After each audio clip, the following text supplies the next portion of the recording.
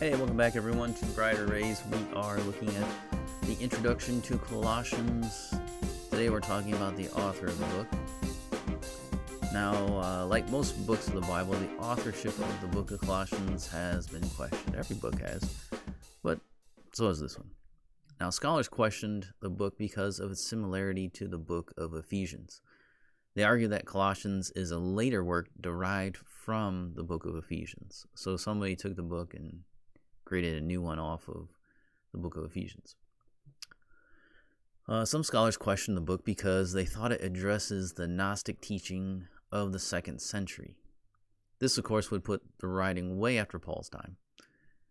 One scholar argued that there was a shortened form of Colossians that traveled with the book of Philemon, and that the form we have today is someone else's interpolation of the original text. So he originally wrote something, but then later on, people changed it, added to it because of the Gnostic controversy going on in the 2nd century. So that was in there.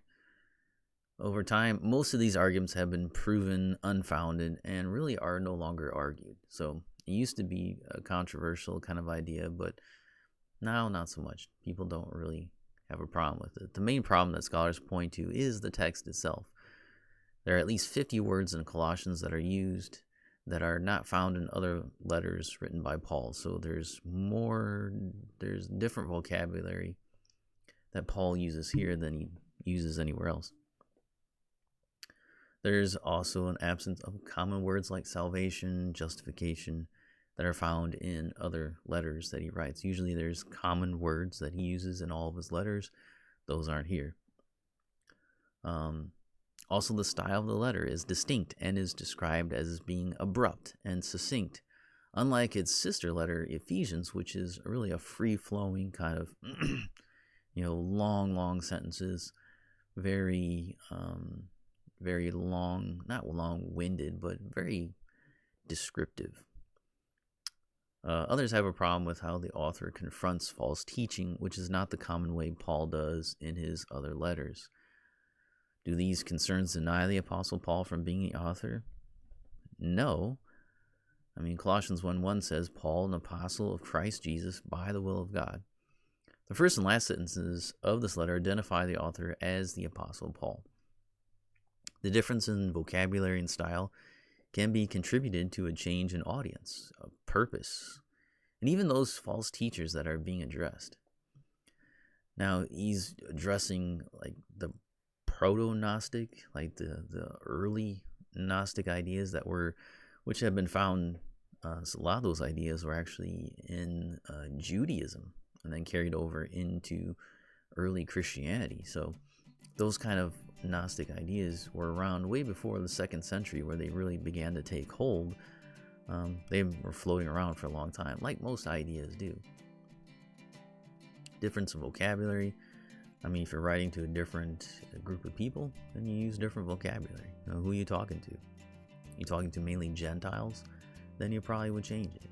If you know who those people are. If you don't know who they are, you would write differently. There's more formal, there's informal. So there's a lot of differences of why you would choose different words, different styles, things like that.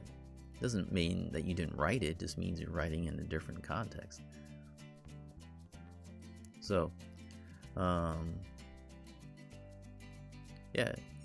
Paul might be choosing to use the wording of those who he's rebuking as well. So we have to take that into account, that he might be writing, he knows what the people are saying, and so he addresses them specifically, maybe even quoting them or using their words and turning them back around on him. So it might be something that he would normally say, but it's something that they're saying, so he's going to use that in his letter. He might write to the Ephesians with which he spent so much time with in person compared to those whom he probably never met. So there's a difference there. He would write differently to different groups. If we take the letter of Colossians and Philemon together, since they more than likely were sent together at the same time by the messenger Tychicus, it's hard to deny that Paul wrote Colossians. They're very closely related. These books were sent to the same town, both containing the same names of Paul, Timothy, Onesimus, Archippus, Epaphras, Mark, Aristarchus, Demas, and Luke. They're all those names are common in both books. So all signs, if fairly evaluated, point to the Apostle Paul as being the author. Put all that together, you're going to come up with Paul. And that's where the early church did. And that's where we're at now. So, that's the end of that lesson today. Come back next time and we'll look at where the location it was written.